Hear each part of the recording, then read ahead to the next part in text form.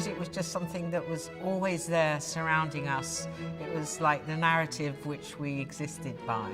I always had a passion, so it was just something I had, and then kind of later I realized, wow, this is something that I want to do.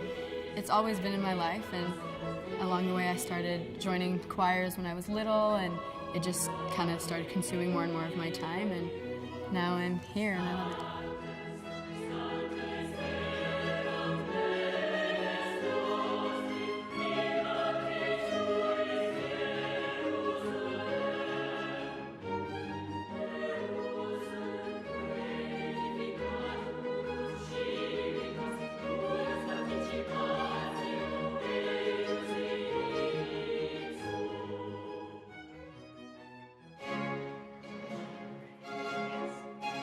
In the world of early music, I'm one of the most experienced leader directors, and I was invited to direct this project, and it seemed a very exciting and beautiful project. Early music was a bit of a counterculture revolution, if you were, that happened in the 70s, and it was rebelling against a lot of even the patriarchy of classical music. I think it's really fascinating, the history of the opportunities that women who didn't come from wealthy parenthood, that was their only opportunity if they wanted to be educated, to go to the convent and to be able to make music in a world where they otherwise wouldn't be able to.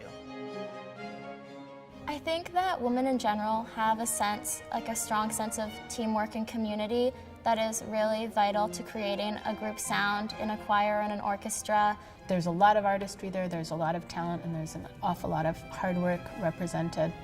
Women have some advantages in that they naturally are collaborative.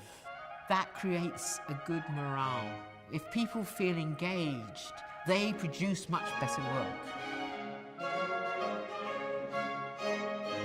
I think that that's maybe something that I quite enjoy is, you know, I give them all this general direction, and then there's a point when they all get it, and then you just say, okay, go for it. Suddenly the drama enters the soul of every single player.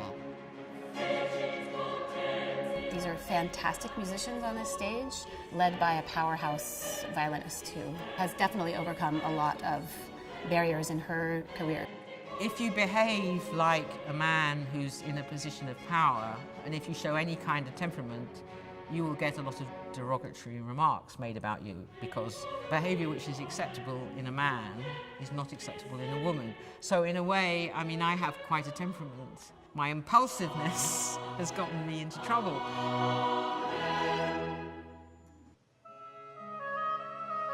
We want to believe, for lots of good reasons, that it's a meritocracy.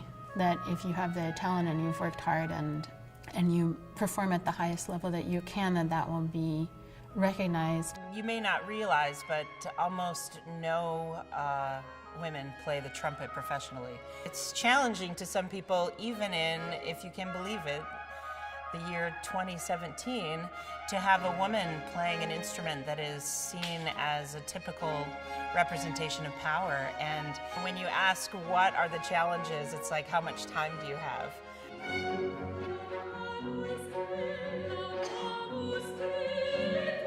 Just the sound of it is incredible. Having that kind of power and women together on the stage is really inspiring, and I think it's necessary. At some point in the world, it will be great if we are not looking at gender at all. That is a big goal. I don't want gender to be the main event of why this is special. I think it's special because we have amazing musicians playing wonderful music and doing it really well, and we happen to all be women. There are going to be new leaders. There are going to have to be new leaders, and a lot of them are going to be women. One thinks that eventually the penny will drop. The saying goes, to be a woman, you have to be twice as good. And, well, okay, sure, sign me up.